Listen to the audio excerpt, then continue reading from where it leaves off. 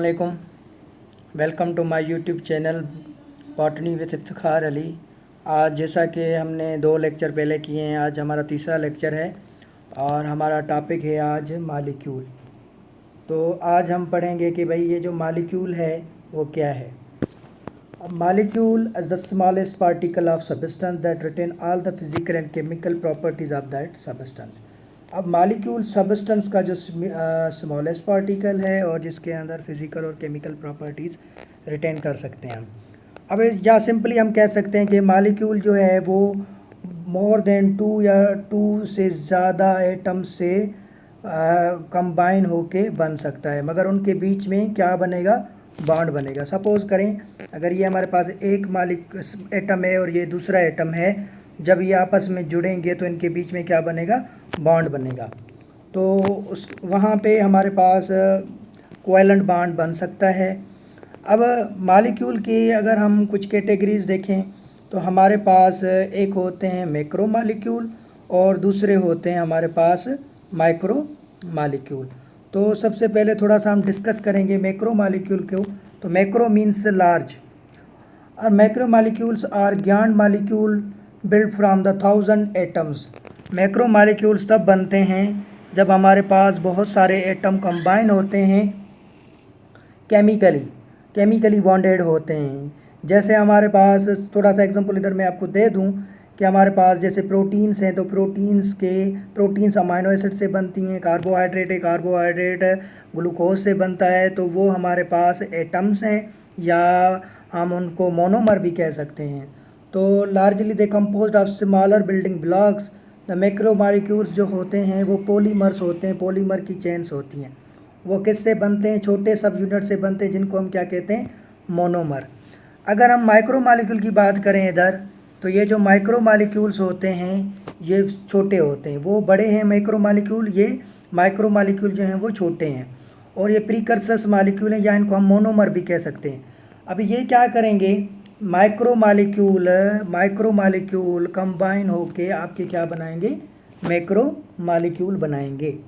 अब उसके बाद हम आएंगे कि भाई अगर थोड़ा सा माइक्रो मालिक्यूल की कोर डेफिनेशन देखें तो वो कैसे होगी। अब हम थोड़ा सा आगे चलते हैं। अब ये हमारे पास मैक्रो मालिक्यूल है।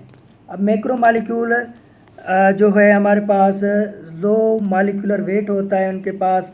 बायोकेमिस्ट्री में देखा जाए तो ये छोटे सब यूनिट्स होते हैं, बिल्डिंग ब्लॉक्स होते हैं। जैसे अमाइनो एसिड होता है या सिंपल शुगर की बात है तो सिंपल शुगर मीन्स ग्लूकोज की बात कर रहा है।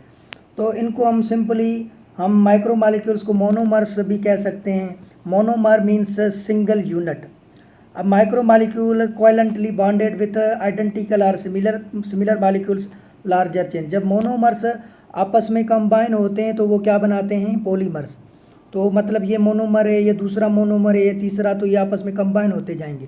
तो ये हमारे पास क्या बनता जाएगा, डायामर बनेगा, डायामर के बाद ओलिगोमर बनेगा, ओलिगोमर के बाद पॉलीमर ये बनेगा। मगर इनके बीच में क्या बनेगा, इनके बीच में बनेगा कोवेलेंट बॉन्ड। अब फिर से इधर मैक्रो मालिक्यूल की मैंने डेफिनेशन लिखी है कि मैक्रो मालिक्यूल बड़े मालिक्यूल होते हैं जो माइक्रो मालिक्यूल से बनते हैं या मोनोमर से बनते हैं।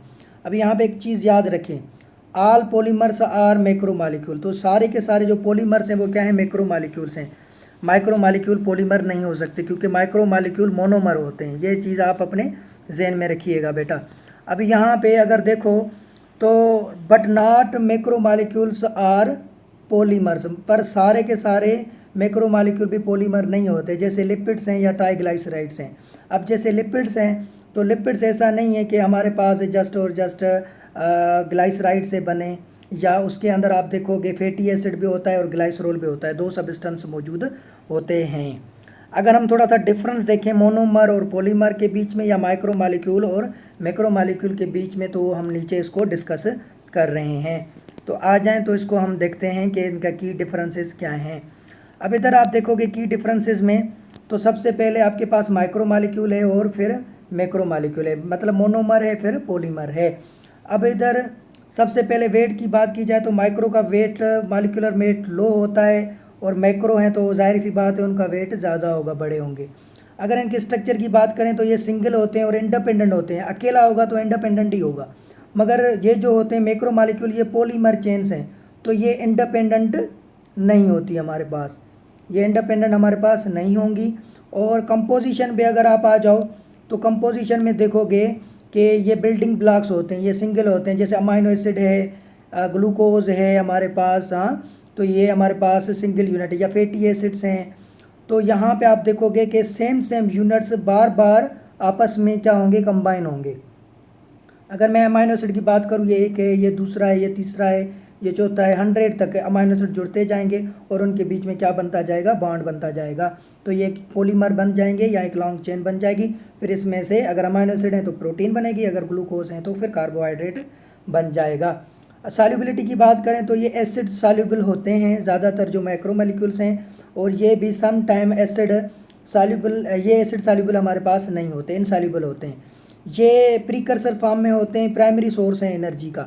और उसके बाद ये जो होते हैं स्ट्रक्चरल सपोर्ट में हेल्प करते हैं, या स्टोरेज या जेनेटिक इन्फॉर्मेशन या जेनेटिक कोड स्टोर करने में क्या करते हैं, हेल्प करते हैं। तो ये हमारे पास माइक्रोमोलिक्यूल एंड मैक्रोमोलिक्यूल हैं। अब अगर मैं बात करूं मेटाबॉलिक रिएक्शन ऑफ सेल की, तो मेटाबॉलिक रिएक्शन ऑफ सेल में आप देखोगे हमारे सेल के अंदर मेटाबॉलिक रिएक्शंस होते हैं, या एक बायोकेमिकल प्रोसेस होता है जिसमें जो न्यूट्रिएंट्स हम लेते हैं, जो फूड लेते हैं, उसको एनर्जी में कन्वर्ट किया जाता है। और वो हमारे पास एसेंशियल मॉलिक्यूल होते हैं जो हमारी लाइफ के लिए ज़रूरी होते हैं। अब इसके लिए अब यहाँ पे हमारे पास मेटाबॉलिक रिएक्शन के 2 टाइप्स हैं। अब सब 2 पाथवे हैं जो जिनको कौन चलाता है, जिनको एंजाइम चलाते हैं। अब एक होता है कैटाबॉलिज्म और एक होता है क्या, एनाबॉलिज्म। तो कैटाबॉलिज्म जो होता है इसमें क्या होता है, break down of large complex molecule. इसमें चीज़ें टूटती हैं, जैसे कार्बोहाइड्रेट है, ग्लूकोज टूटता है तो हमें एटीपी मिलती है या एनर्जी मिलती है। तो और इससे एनर्जी रिलीज़ होगी, बॉन्ड टूटेगा, एटीपी मिलेगी, और वो एटीपी हम यूज़ करते हैं फॉर दी जो हमारे बायोलॉजिकल प्रोसेसेस होते हैं, बायोलॉजिकल प्रोसेस होते हैं इसके लाइफ के अंदर। तो यहाँ पे अगर एनाबॉलिज्म को देखोगे तो एनाबॉलिज्म जो या एनाबॉलिक रिएक्शन या एनाबॉलिज्म एक ऐसा प्रोसेस है जिसमें हमारे पास क्या किया जाता है, बड़े मॉलिक्यूल बनाए जाते हैं एनर्जी को इस्तेमाल करके। अब कैटाबॉलिक का एक एग्जांपल दूँ, कैटाबॉलिक का अगर मैं आपको एक एग्जांपल दूँ कि भाई हमारे पास जो रेस्पायरेशन है वो कैटाबॉलिक प्रोसेस है, जिसमें क्या किया जाता है, से जो फूड बनता है ग्लूकोज उसको तोड़ा जाता है, सही है, और फिर वहाँ से तो उस ग्लूकोज को तोड़ के फिर उससे क्या हासिल की जाती है, एनर्जी हासिल की जाती है।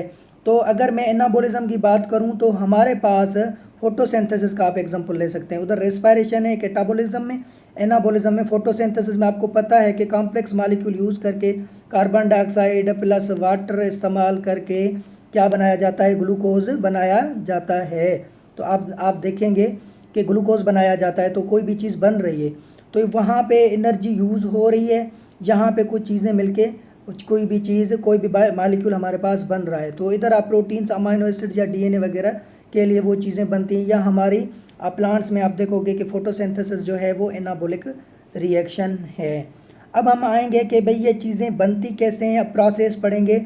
अब हम देखेंगे कि भाई मैक्रोमोलिक्यूल्स कैसे बनते हैं और माइक्रोमोलिक्यूल्स कैसे बनते हैं या टूटते हैं, तो ये हम चीज़ अभी नीचे डिस्कस करेंगे। ओके, तो अब हम देखते हैं कि synthesis and breakdown of macromolecule polymers कैसे होते हैं। सबसे पहले हम देखेंगे कि भाई ये बनते कैसे हैं, तो इस बनने वाले प्रोसेस को हम कंडेंसेशन कहेंगे। अब इसमें आप देखोगे कि मैक्रोमोलिक्यूल जो होते हैं वो लार्ज होते हैं, फिर से वही बात आ रही है, वो सब यूनिट से बनते हैं, मोनोमर से बनते हैं, और जो ज़्यादा होते हैं हम उनको पॉलीमर्स कहते हैं। अब कंडेंसेशन में वाटर को रिमूव किया जाता है और हाइड्रोलाइसिस में वाटर को ऐड किया जाता है। अब सबसे पहले फॉर्मेशन ऑफ माइक्रोमोलिक्यूल, तो सबसे पहले हम देखेंगे कि माइक्रोमोलिक्यूल कैसे बनाया जाता है। अब माइक्रोमोलिक्यूल कैसे बनाया जा रहा है, सही है, अब इसमें हम देख रहे हैं। अब मैक्रोमोलिक्यूल मोनोमर से बनेगा, जब एक जैसे मोनोमर्स या स्मॉल यूनिट्स आपस में अटैच होंगे, केमिकली बॉन्डेड। अब जैसे आपको पता है कि रेल की पटड़ी होती है तो एक दूसरा तीसरा ये जो हमारे पास डिफरेंट जो होते हैं रेल के जो कार्स होते हैं, कॉपलिंग होती है उनके बीच में, ये आपस में कनेक्टेड होते हैं। तो यहाँ पे भी मोनोमर्स एक दूसरे के साथ ज्वाइन होते हैं और जाके वो क्या बनाते हैं, पॉलीमर्स बनाते हैं। तो हमारे पास यूनिवर्सल अगर फैक्ट देखा जाए तो ये हमारे पास ऑल लिविंग ऑर्गेनिजम्स में या बैक्टीरिया या ह्यूमंस में आपको ऐसे ये चीज़ मिल जाएगी। अब कंडेंसेशन में क्या होता है, इसका दूसरा नाम है डिहाइड्रेशन या सिंथेसिस। अब इसमें क्या होगा कि हम process of joining two monomers removing of water. अब यहाँ पे हमारे पास क्या होगा कि भाई जब हम दो चीज़ों को आपस में जोड़ेंगे, दो चीज़ों को हम आपस में जोड़ेंगे और वहाँ से वाटर को क्या कर देंगे, रिमूव कर देंगे। जब वाटर को रिमूव करेंगे तो उनके बीच में क्या बन जाएगा, बॉन्ड बन जाएगा। अब ये चीज़ मैं आपको नीचे डायग्राम में समझाने वाला हूँ और इसके लिए हमें एनर्जी और एंजाइम की ज़रूरत पड़ेगी डिहाइड्रेशन के लिए। तो इसको आप कंडेंसेशन भी कह सकते हो या डिहाइड्रेशन भी कह सकते हो। यहाँ पे आप देखोगे एक मोनोमर है, ये दूसरा मोनोमर है, इसमें से वाटर रिमूव होगा तो डायमर बन जाएगा। सही है। अब ये हम पिक्चर में देख रहे हैं, नीचे आपको समझ में आ जाएगा। तो आप यहाँ पे देख सकते हैं कि भाई यहाँ पे हमारे पास ये एक मोनोमर है, ये दूसरा मोनोमर है। अब क्या होगा कि OH ये देगा हाइड्रोजन और OH ग्रुप ये देगा, तो ये दोनों रिमूव हो जाएंगे तो H और H क्या बन जाएगा हमारे पास, ये हमारे पास बन जाएगा H2O, वाटर बन जाएगा। अब जब वाटर बन जाएगा तो फिर ये इन दोनों के बीच में हमारे पास क्या बन जाएगा, बॉन्ड बन जाएगा। तो यहाँ पे एंजाइम्स काम करेंगे और यहाँ पे हमारी एनर्जी खर्च होगी। अब यहाँ पे आपके पास एक कोवेलेंट बॉन्ड बन गया। अब जैसे कोवेलेंट बॉन्ड बना तो ये हमारे पास एक डायमर बन चुका है। तो ये दो चीज़ें हमारे पास आपस में क्या हो चुकी हैं, जुड़ चुकी हैं। तो इसको हम कहेंगे फॉर्मेशन ऑफ माइक्रोमॉलिक्यूल्स या सिंथेसिस ऑफ माइक्रोमॉलिक्यूल्स। किस प्रोसेस के थ्रू होता है, कंडेंसेशन या डिहाइड्रेशन सिंथेसिस वाले प्रोसेस के थ्रू होता है। तो अब हम आते हैं दूसरा हमारा जो प्रोसेस है जिसको हम कहते हैं हाइड्रोलाइसिस। तो अब हम उसको पढ़ते हैं हाइड्रोलाइसिस को। अभी हमारे पास हाइड्रोलाइसिस है, तो हाइड्रोलाइसिस जो है वो कंडेंसेशन का रिवर्स प्रोसेस है। इसमें क्या होता है, उधर वाटर को हम रिमूव करवा रहे थे, इधर हम वाटर को क्या करेंगे, ऐड करेंगे। मैकेनिज्म में देखें कि हमारे पास यहाँ पे क्या होगा, OH और वन मोनोमर, एक मोनोमर से हम OH लेंगे और दूसरों मोनोमर से हम H लेंगे, हाइड्रोजन लेंगे। तो उनके बीच में क्या कर देंगे कि भाई हमारे पास जो वाटर है वो यहाँ से क्या हो जाएगा, रिमूव हो जाएगा। थोड़ा सा मैं इस डायग्राम में समझा दूँ फिर मैं आपको बताता हूँ। देखें ये हमारे पास 4 मॉलिक्यूल्स हैं, सही है। अब ये जो चौथा मॉलिक्यूल है ये चाहता है कि मैं आपसे अलग होना चाहता हूँ। तो अब इसको अलग करने के लिए हमें इसको पूरा करके भेजना पड़ेगा। तो हमारे पास क्या होगा कि यहाँ पे हमारी एनर्जी रिलीज़ होगी। अब हम इधर वाटर को क्या करेंगे, ऐड करेंगे। जैसे ही वाटर ऐड करेंगे तो OH इसको अपना मिल जाएगा और H इनके साथ ये भी अपना जो है, इनकी भी ये भी अपना पूरा बन जाएंगे और ये भी हमारे पास अपना एक अलग मॉलिक्यूल बन जाएगा, क्योंकि वाटर को हमने ऐड किया है। जैसे वाटर ऐड होगा तो बॉन्ड क्या होगा, ब्रेक। जब बॉन्ड ब्रेक होता है तो एनर्जी क्या होती है, रिलीज़ होती है। तो यहाँ पे एनर्जी रिलीज़ होती है, वहाँ पे एनर्जी यूज़ होती है। इस हाइड्रोलाइसिस वाले प्रोसेस में हमारे पास एनर्जी क्या होती है, रिलीज़ होती है। तो अब यहाँ पे ये एक मॉलिक्यूल अलग हो जाएगा। अगर तीसरा होना चाहे तो ये भी फिर अलग हो सकता है इस प्रोसेस के थ्रू। यहाँ पे ये चीज़ आपने जहन में रखनी है। तो उसकी डेफिनेशन है कि हमारे पास वहाँ पे वाटर को ऐड करते हैं, बॉन्ड बनता है, और यहाँ पे वाटर को हम रिमूव करते हैं तो बॉन्ड टूटता है और यहाँ से एनर्जी क्या होती है, रिलीज़ होती है। तो आप देख सकते हैं पॉलीमर है, पॉलीमर को जब तोड़ोगे तो वाटर ऐड करोगे तो वो किस में कन्वर्ट हो जाएगा, मोनोमर्स में कन्वर्ट हो जाएगा सिंपली। तो अब हमारी इसके अंदर मेटाबॉलिज्म के अंदर मैक्रोमॉलिक्यूल की फॉर्मेशन और ब्रेकडाउन का क्या रोल है, अब वो हम चीज़ पढ़ेंगे। अब वो हम चीज़ देखेंगे कि भाई इसके अंदर हमारे पास क्या रोल है इन चीज़ों का। तो आए तो इसको पढ़ते हैं हम। सबसे पहले हम देखेंगे कि भाई इसके अंदर मेटाबॉलिज्म के अंदर चीज़ों को बनना और टूटने में क्या रोल है। सबसे पहले आपको देखो हेटेरोट्रॉफ का पता है ना, कि डाइजेशन होती है तो माइक्रो मॉलिक्यूल्स हम खाते हैं, जैसे कार्बोहाइड्रेट है, प्रोटीन है, हाँ ये हम खाते हैं। तो ये हमारे पास आगे जाके टूटता है मोनोमर्स में, मतलब ग्लूकोज में, अमाइनो एसिड्स वगैरह में। हमारी फिर डाइजेशन होती है, हमारी बॉडी के सेल फिर उनको क्या करते हैं, एब्जॉर्ब करते हैं। ऑटोट्रॉफ में देखोगे तो मोनोमर्स फॉर्म्ड होते हैं, इनऑर्गेनिक मॉलिक्यूल्स बनते हैं, जैसे कार्बन डाइऑक्साइड है, वाटर है। अब इन सारे के सारे प्रोसेस को चलाने वाले हमारे पास एंजाइम होते हैं, जिन एंजाइम का नाम होता है हाइड्रोलाइटिक एंजाइम। ज़हन में रखिएगा, इनको कौन चलाता है, हाइड्रोलाइटिक एंजाइम। हमारी देखिए चीज़ें बन रही हैं, किसके अंदर बन रही हैं, ऑटोट्रॉफिक ऑर्गेनिज्म के अंदर बन रही हैं। फिर हम उनको जब खा रहे हैं तो हमारे अंदर वो टूट रही हैं, तो ग्लूकोज बन रहा है।